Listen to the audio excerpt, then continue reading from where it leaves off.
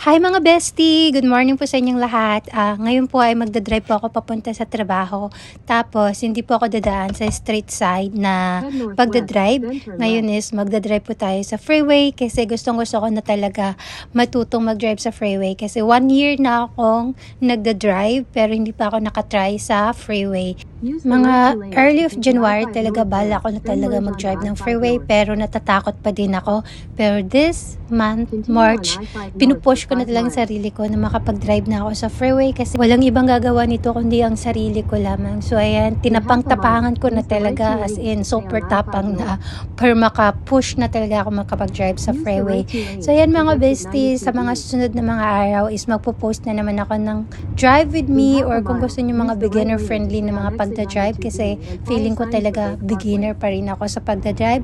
Ayan, mag-ano po tayo ng ibang mga tips kung paano magdadrive as a beginner.